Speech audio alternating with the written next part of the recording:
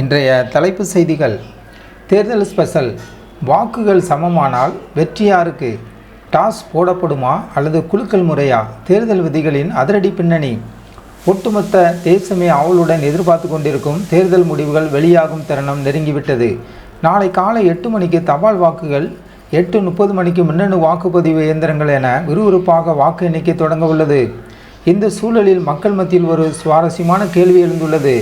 ஒரு தொகுதியில் போட்டியிடும் 2 வேட்பாளர்கள் ஒருவேளை துல்லியமாக ஒரே எண்ணிக்கையிலான வாக்குகளை பெற்றால் என்ன நடக்கும்? யார் வெற்றியாளராக அறிவிக்கப்படுவார்? மீண்டும் தேர்தல் நடத்தப்படுமா அல்லது அதிர்ஷ்டம் வெற்றியை தீர்மானிக்குமா? மக்கள் பிரதித்துவ சட்டம் என்ன சொல்லுகிறது? விரிவாக பார்க்கலாம் இந்த செய்தி தொகுப்பில். பொதுவாக வாக்கு எண்ணிக்கையின் இறுதியில் ஒரு வேட்பாளர் மற்றவரை விட ஒரு வாக்கு கூடுதலாக பெற்றாலே அவர் வெற்றியாளராக அறிவிக்கப்படுவார். ஆனால் 2 வேட்பாளர்கள் சமமான வாக்குகள் பெறும் சூழல் உருவானால் தேர்தல் நடத்தும் அதிகாரி உடனடியாக வெற்றியை அறிவிக்க மாட்டார். அதற்கு முன்பாக ஒரு முக்கிய நடைமுறை உள்ளது. மக்கள் பிரதித்துவ சட்டம் 1951 படி வாக்குகள் சமமாக இருக்கும் பட்சத்தில் தேர்தல் அதிகாரி அனைத்து வாக்குகளையும் மீண்டும் ஒரு முறை சரிபார்ப்பார். தபால் வாக்குகள் முதல் இயந்திர வாக்குகள் வரை அனைத்தும் சரியாக எண்ணப்பட்டுள்ளதா என்பதை உறுதி செய்த பிறகே அடுத்த கட்டத்திற்கு செல்வார்கள். மறு எண்ணிக்கையிலும் வாக்குகள் சமமாக இருந்தால் அப்போதுதான் அந்த அதிர்ஷ்ட ஆட்டம் தொடங்குகிறது.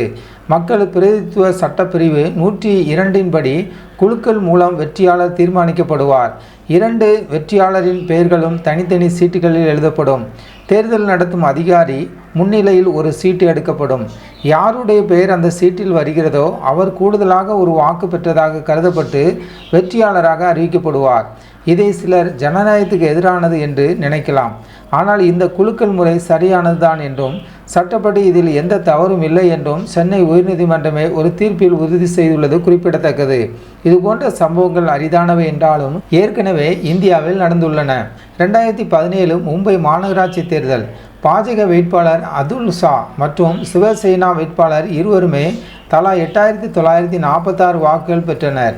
இறுதியில் குலுக்கல் முறையில் அதுல் ஷா வெற்றி பெற்றார். 2018 அசாம் உள்ளாட்சி தேர்தல். ஒரே நேரத்தில் 6 இடங்களில் வாக்குகள் சமமாகி லக்கி டிரா மூலம் வெற்றியாளர்கள் முடிவு செய்யப்பட்டனர்.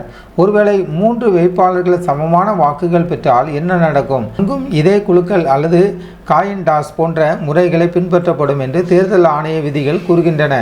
எனவே நேயர்களே, தேர்தல் என்பது வெறும் மக்கள் தீர்ப்பு மட்டுமல்ல, சில நேரங்களில் அது வேட்பாளரின் அதிர்ஷ்டத்தையும் பொறுத்தது என்பதற்கு இந்த விதிகள் ஒரு சாட்சி. நாளை நடைபெறவிருக்கும் வாக்கு எண்ணிக்கையில் இதுபோன்ற சுவாரஸ்யங்கள் நடக்குமா என்பதை பொறுத்திருந்து பார்ப்போம். இந்த தகவல் உங்களுக்கு பயனுள்ளதாக இருந்தால் உங்கள் நண்பர்களுக்கும் பகிருங்கள். தேர்தல் குறித்த உடனுக்குடன் தகவல்களை தெரிந்து கொள்ள நமது ஜனநாயகம் டிவி சேனலை சப்ஸ்கிரைப் செய்யுங்கள்.